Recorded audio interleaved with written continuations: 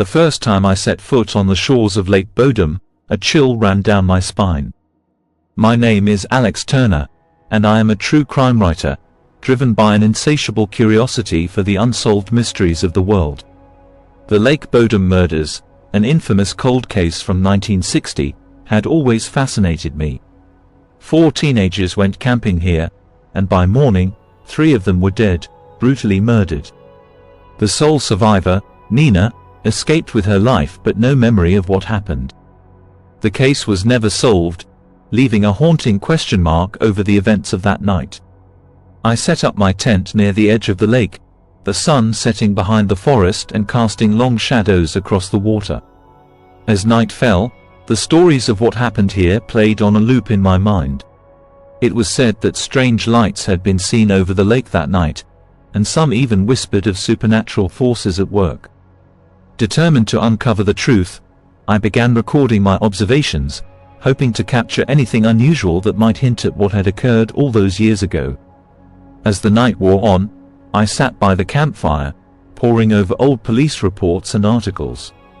Just as I was beginning to doubt I'd find anything, I saw a flash of movement in the corner of my eye. I froze, my heart pounding. From the shadows emerged a figure, a young girl, her eyes wide and filled with fear. She seemed ethereal, almost translucent, as if she were a ghost from the past. "Help us," she whispered, her voice carrying an edge of desperation. "They're still here." Before I could respond, she vanished into the darkness, leaving me alone with my racing heart and a renewed sense of urgency. I grabbed my flashlight and followed the path she had taken, determined to understand what was happening. Every instinct screamed at me to turn back, but I pressed on, driven by an insatiable need for answers. The path led me to a clearing bathed in moonlight, the remnants of an old campsite barely visible amid the overgrowth. I knelt down, tracing my fingers over the earth, trying to connect with the events that had transpired so long ago. Suddenly, a blood-curdling scream pierced the night, shattering the silence. I jumped to my feet, scanning the darkness for any sign of movement. But there was nothing, only the echo of the scream lingering in the air. But as I retraced my steps, a figure emerged from the darkness, a tall, gaunt shape with hollow eyes and a twisted smile.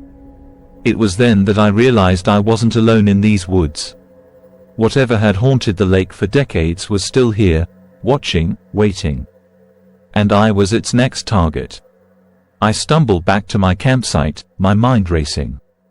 The truth was far darker than I had imagined, and I was only beginning to scratch the surface. I needed to find Nina, the sole survivor of that fateful night, if I was to have any hope of understanding what was really going on. She had lived in relative obscurity, the shadow of the murders casting a long pall over her life. But after hours of research and countless dead ends, I finally tracked her down to a small cottage on the outskirts of a nearby village. As I approached her home, a sense of unease settled over me. The cottage was surrounded by overgrown weeds and tall, swaying trees that seemed to whisper warnings. I hesitated at the gate, my instincts telling me to turn back, but I pressed on, determined to find answers. Nina opened the door, her eyes wary and tired. Time had etched lines into her face, but there was a resilience about her, a strength born of surviving horrors unimaginable. "What do you want?" she asked, her voice steady but guarded. "I'm sorry to intrude, but I'm a writer investigating the Lake Bodom case. I believe you might hold the key to understanding what really happened that night," I explained, hoping she wouldn't shut me out. She studied me for a long moment before stepping aside. "Come in, but I warn you, the truth isn't what you expect." I followed her into the cozy living room, the walls adorned with faded photographs and trinkets from a bygone era. As we sat, the weight of her memories seemed to hang in the air, a palpable presence. "I've never spoken about that night," Nina began, her voice barely above a whisper. "Not to anyone who wasn't there. But I've carried the burden for too long." She took a deep breath, her hands trembling slightly as she spoke. "We were just kids, looking for a weekend of fun and freedom. We never imagined the horror that awaited us. That night, we were sitting by the fire, telling ghost stories, when we saw the lights, strange, hovering lights over the lake. Her eyes glazed over as she recalled the memory. At first, we thought it was just our imaginations running wild. But the lights grew brighter, closer. Then came the screams, horrible, blood-curdling screams from the woods. We panicked, tried to run, but they were upon us before we could escape. What do you mean by they? I asked, leaning forward, heart pounding in anticipation. Nina's gaze met mine, and I saw a flicker of fear in her eyes. I don't know what they were. Shadows, figures, things that shouldn't exist. They tore through our camp like demons, and then, it all went black. When I woke up, everyone was gone. Her words sent chills down my spine. Could there be truth to the supernatural elements surrounding the case? The stories of spirits and creatures lurking in the woods now seemed less like folklore and more like a grim reality. But why did they spare you? I asked, searching for some rational explanation amidst the chaos. I've asked myself that 1,000 times, Nina admitted. Maybe I was meant to be a witness, a warning. Or maybe they're not done with me yet. As I left Nina's cottage, my mind reeled with the possibilities. If there was even a shred of truth to her story, it could mean the existence of forces beyond our understanding. I needed evidence, something concrete to back up these claims. Back at the library, I scoured the archives once more, searching for any mention of unexplained phenomena in the area. That's when I stumbled across an old journal entry from a local farmer dated back to the 1960s. He described strange lights and eerie noises coming from the lake, sightings that predated the murders. With renewed determination, I headed back to Lake Bodom, equipped with cameras and recording equipment. If there were any supernatural forces at play, I was going to document them. As I set up my equipment, the sun dipped below the horizon, casting the forest into shadow. The woods were alive with sound, a symphony of rustling leaves and distant howls. My senses were on high alert, every creak and snap setting my nerves on edge. And then, just as Nina had described, I saw them, floating lights hovering above the water, ethereal and silent. I captured the scene on camera, the lights dancing across the water like ghostly apparitions. The air crackled with energy, and a sense of foreboding washed over me. I couldn't shake the feeling that I was being watched, that something ancient and malevolent lurked just beyond the veil of darkness. Suddenly, a figure emerged from the shadows, a tall, gaunt shape with hollow eyes and a twisted smile. My heart leapt into my throat as I realized it was one of the figures Nina had described, a creature from her nightmares brought to life. It moved with unnatural speed, closing the distance between us in the blink of an eye. Panic surged through me as I stumbled backward, tripping over my equipment. The figure loomed over me, its breath cold against my skin, its eyes filled with a hunger that defied comprehension. Before I could finish the thought, the creature lunged, its fingers like icy claws reaching for my throat. I scrambled to my feet, adrenaline propelling me forward as I fled into the woods. The forest was a blur, branches tearing at my clothes, the ground shifting beneath my feet. I didn't stop until I reached the safety of my car, my heart pounding like a drum in my chest. I locked the doors, my breath coming in ragged gasps as I tried to process what I had just witnessed. The truth was more terrifying than I had ever imagined. The spirits of Lake Bodom were not mere myths, they were real, and they were still here, haunting the woods with their insatiable hunger. As I drove away from the lake, one thought consumed me. I had to find a way to stop them before they claimed another victim. But deep down, I knew this was only the beginning. The darkness of Lake Bodom was far from finished, and the secrets buried within its depths were waiting to be unleashed. The drive back from Lake Bodom felt surreal, as if I had crossed some invisible threshold between reality and nightmare. My mind was a whirlwind of confusion and fear, the creature's face seared into my memory. Every instinct told me to abandon the investigation, but the journalist in me couldn't let go. I was closer to the truth than anyone had ever been, and the stakes were higher than I had imagined. Back at my cabin, I pored over the footage I had captured. The lights, the creature, it was all there, undeniable proof of the supernatural forces at play. But as I watched the video, a chilling realization struck me. In the background, barely audible beneath the rustle of leaves and the crackling energy, was a voice, a whisper that sent a shiver down my spine. They never left. The words echoed in my mind, each syllable dripping with malice. I replayed the clip over and over, trying to decipher the meaning behind the message. Was it a warning? A taunt? Or something more sinister?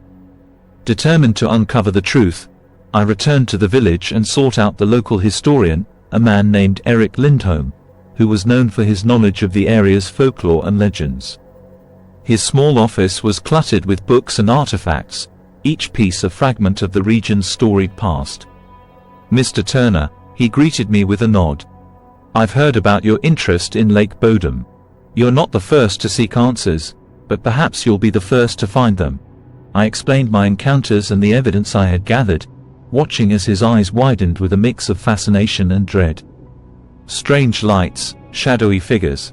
These stories have been passed down for generations," Eric said, stroking his beard thoughtfully.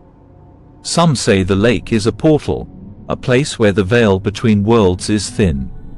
Others speak of a curse, a darkness that feeds on fear and suffering." "A curse?" I echoed, the word sending a chill through me. "But why? What could have caused it?" Eric leaned back in his chair, his gaze distant as he recounted an old legend. It said that centuries ago, a coven of witches lived near the lake. They practiced forbidden rituals, drawing power from the earth and the spirits. When the villagers discovered them, they were hunted down and executed, their bodies cast into the lake. With their dying breath, they vowed revenge, cursing the land and all who dared to trespass. His words resonated with the accounts I had gathered, the pieces of the puzzle beginning to fit together. If the curse was real, it could explain the malevolent presence and the restless spirits haunting the area. "But how do we stop it?" I asked, desperation creeping into my voice. Eric shook his head, a solemn expression on his face. "To break a curse is no simple task. It requires facing the darkness head-on, confronting the source of its power. And even then, there are no guarantees." I left Eric's office with more questions than answers, the weight of the legend pressing down on me. If I was going to confront the darkness, I needed to prepare, both mentally and physically. The thought of returning to the lake filled me with dread, but I knew it was the only way to put an end to the nightmare. I spent the following days gathering supplies, researching rituals and protection methods that might aid me in my confrontation. I found references to ancient symbols and incantations designed to ward off evil spirits, notes scrawled in the margins of dusty tomes and half-forgotten texts. As the day of my return approached, a sense of foreboding settled over me. I was stepping into the unknown, armed with little more than hope and determination. But the faces of the victims haunted me, their unspoken pleas for justice urging me forward. On the night of the new moon, I returned to Lake Bodom, the air thick with anticipation. The forest was silent, the only sound the crunch of leaves beneath my boots. I carried a satchel filled with supplies, a notebook, a flashlight, protective charms, and a map Eric had given me, marking the location where the coven was said to have conducted their rituals. As I approached the lake, the atmosphere shifted, the air charged with an unnatural energy. The lights appeared again, flickering over the water like ghostly fireflies. But this time, I was ready. I set up my equipment, focusing on the task at hand, my heart pounding with a mixture of fear and resolve. I followed the map's directions, making my way to the heart of the forest, where the witch's altar was rumored to be. The path was overgrown and treacherous, the darkness closing in around me like a living entity. I clutched the charms tightly, reciting the incantations under my breath, hoping they would offer some protection. And then, I saw it, a circle of stones, half buried beneath moss and leaves, the remnants of a place once steeped in dark power. The air was heavy with the weight of history, the ground pulsating with an ancient energy. I placed the charms around the circle, their symbols glowing faintly in the moonlight. As I began the ritual, my voice steady but tinged with fear, the forest seemed to come alive, shadows swirling at the edge of my vision. Before I could finish, the lights intensified, converging above the altar in a dazzling display of color and energy. The ground trembled, and a low rumble reverberated through the forest, a sound like the groan of a waking giant. And then, they appeared, figures emerging from the shadows, their forms shifting and indistinct, eyes glowing with a malevolent light. The witches, their spirits bound to this place, trapped by the curse they had wrought. Fear clawed at my insides, but I stood my ground, the incantations falling from my lips in a steady stream. The figures circled the altar, their whispers echoing in my mind, taunting and cajoling. "You cannot break the curse," they hissed, their voices a chorus of despair. "We are eternal. We are the darkness." My resolve wavered, doubt creeping in, but I pushed it aside, focusing on the task at hand.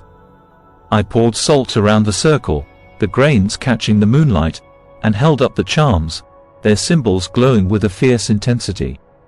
With a final, desperate plea, I completed the ritual, the words ringing out into the night, carried on the wind.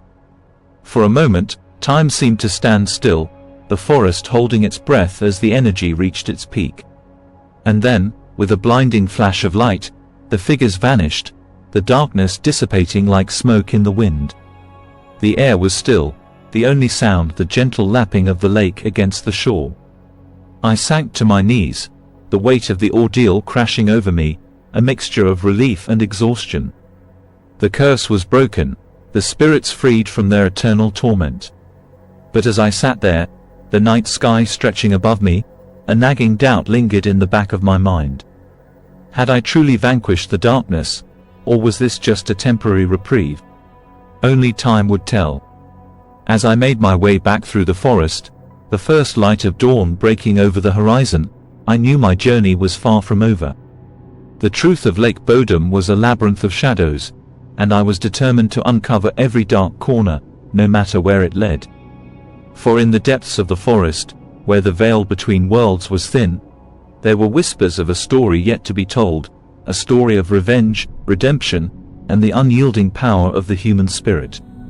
And I was ready to tell it.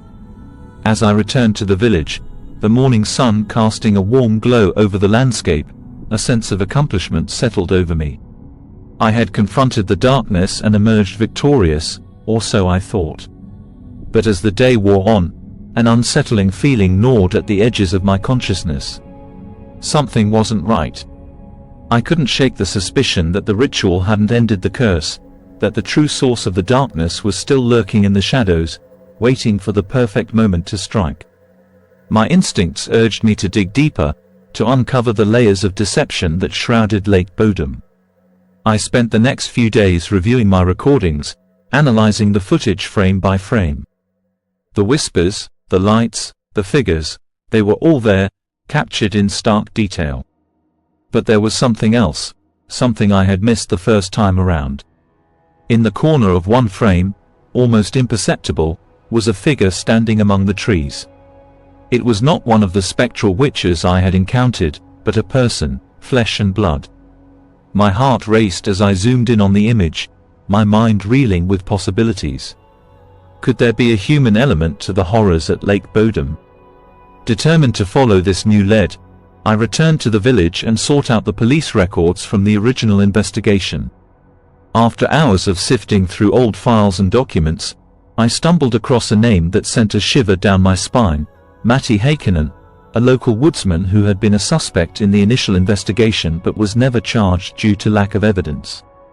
According to the reports, Matti had been known for his strange behavior and fascination with the occult. He lived alone in a remote cabin near the lake, keeping to himself and avoiding the townsfolk. The records hinted at a connection between Matti and the Coven of Witches, suggesting that he might have been involved in their rituals. I decided to pay Matti a visit, hoping to uncover the truth behind his involvement. As I trekked through the forest toward his cabin, the air grew heavy with tension, each step echoing with a sense of foreboding. The cabin came into view, its windows dark and foreboding, the structure appearing almost swallowed by the encroaching forest. I approached cautiously, every instinct warning me to turn back, but I pressed on, determined to find answers. As I knocked on the door, the sound reverberated through the silent woods. There was no response, only the rustle of leaves and the distant call of a crow. I tried the door, finding it unlocked, and stepped inside, the air thick with dust and the scent of decay. The interior was cluttered with artifacts and relics, shelves lined with books on the occult, symbols carved into the wooden beams. My flashlight beam danced across the room, illuminating the shadows that clung to every surface. And then, I saw him, a figure huddled in the corner, his eyes wide with fear and madness. Matti Heikkinen, the man who might hold the key to unraveling the mystery of Lake Bodom. I approached him cautiously, my heart pounding in my chest. Matti, my name is Alex Turner. I'm a writer investigating the Lake Bodom case. I need your help. His gaze flickered to mine, a glimmer of recognition in his eyes. You shouldn't be here, he rasped, his voice trembling with fear. It's not safe. What do you mean? I pressed, desperation creeping into my voice. I've seen things, Matti, lights, figures in the woods. I need to know what's happening. He shook his head, his expression haunted. They're still here. The witches, the spirits, they never left. The curse binds them, ties them to this place. But there's more. He hesitated, his gaze darting to the window as if expecting something to emerge from the shadows. Someone is keeping them here, feeding the curse. They're using it for their own gain. The implications of his words hit me like a punch to the gut. If what he was saying was true, then there was someone actively perpetuating the curse, using the supernatural forces for their own twisted purposes. Who? I demanded, urgency lacing my words. Who's behind this? Matti's eyes darted around the room, paranoia etched into every line of his face. I don't know, but they're close, always watching. You have to be careful. They'll do anything to protect their secrets. Before I could ask more, a sudden noise from outside shattered the stillness, a sharp crack, like the snapping of a twig. Matti's eyes widened in terror, and he scrambled to his feet, backing away from the door. They've found us, he whispered, his voice trembling with fear. I turned toward the window, heart racing as I scanned the darkened woods. The shadows seemed to shift and morph, figures moving among the trees, drawing closer with every passing second. Panic surged through me as I realized we were trapped. Whoever was behind the curse had discovered our presence, and they weren't going to let us escape. With adrenaline coursing through my veins, I grabbed Matti's arm, urging him to follow me. We stumbled out of the cabin, plunging into the forest as the darkness closed in around us. The trees loomed like sentinels, branches clawing at our clothes, the ground shifting beneath our feet. As we ran, the shadows pursued us, a relentless presence that seemed to whisper our names, taunting and cajoling. Every instinct screamed for me to turn back, to abandon the quest for answers, but I couldn't stop now, not when the truth was so tantalizingly close. We burst into a clearing, the moon casting an eerie glow over the landscape. Matti's breath came in ragged gasps, his eyes wide with fear. We can't stop, he urged, his voice a panicked rasp. They're coming. In the distance, I saw the lights again, floating above the trees, casting long shadows that stretched across the ground. The air crackled with energy, the forest alive with a sinister presence. Desperation clawed at me as I searched for a way out, my mind racing with possibilities. But as I turned, I saw them, figures emerging from the shadows, their eyes glowing with a malevolent light. It was then that I realized the truth. The curse was not just a supernatural phenomenon but a carefully orchestrated deception, a web of lies and manipulation designed to ensnare anyone who dared to seek the truth. The darkness closed in, the figures advancing with a terrifying inevitability. As they surrounded us, I knew that escape was impossible. We were trapped, caught in the grip of a malevolent force that defied comprehension. And in that moment, I understood that the real horror was not the curse itself, but the lengths to which people would go to wield its power. In the suffocating darkness of the forest, time seemed to stretch and warp, each second an eternity as the figures surrounded us. My heart pounded in my chest, every instinct screaming for me to run, but there was nowhere left to go. The malevolent force that held Lake Bodom in its grip had finally revealed itself, and I was about to face it head-on. Matty clung to my arm, his eyes wide with terror. The air crackled with energy, the lights above the trees casting long shadows across the clearing. I felt the weight of their gaze, the oppressive presence of something ancient and malevolent pressing down on me, yet, amid the fear and confusion, a glimmer of determination sparked within me. I had come this far, and I couldn't back down now. The truth was tantalizingly close, and I needed to confront it, whatever the cost. I steeled myself, my mind racing through everything I had learned, every clue and hint that had led me to this moment. The curse, the spirits, the hidden figure in the woods, it was all connected, part of a larger scheme that defied understanding. "Why are you doing this?"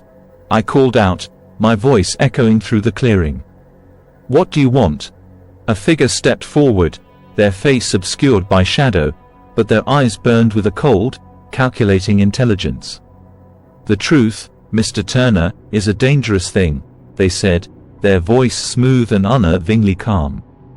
"You've stumbled onto secrets best left buried." "What secrets?" I demanded, my fear giving way to anger. "Why go to such lengths to hide them?" The figure chuckled, a sound devoid of warmth or humanity. "The curse was never about the witches, the spirits. It was always about control, manipulating the fear and superstition to keep people away, to maintain power." Matty gasped beside me, realization dawning on his face. "You've been using the curse," he whispered, horror coloring his voice. "Using it to scare people, to keep them away from the truth."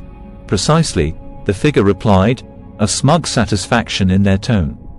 "The legend of the curse serves a purpose, one that has protected our interests for generations. You're not the first to seek answers, and you won't be the last."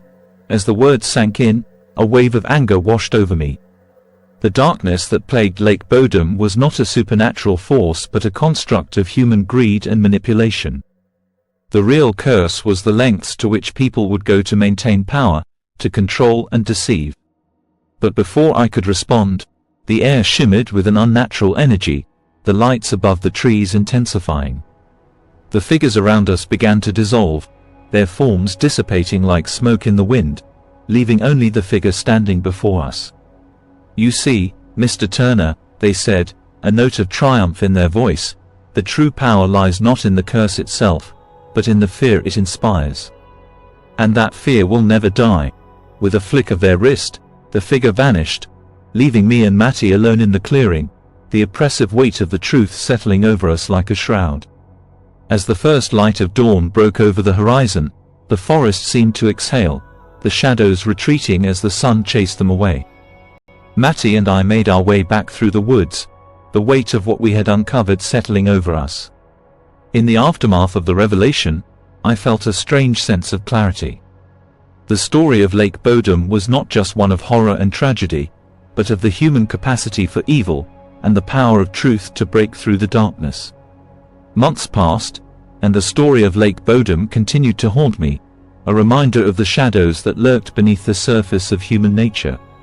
I published my findings, exposing the truth behind the legend, hoping to bring closure to those who had suffered and to shed light on the darkness that had consumed the lake for so long. As I returned to my life, the memory of that night lingered, a reminder that even in the face of terror, the truth had the power to set us free. And though the curse of Lake Bodom was broken, its lessons remained, a testament to the resilience of the human spirit and the enduring quest for answers. And as I looked out over the lake, its waters calm and serene, I knew that the darkness would never truly disappear. But in the end, it was the light of truth that shone the brightest, guiding us through the shadows and into a new dawn.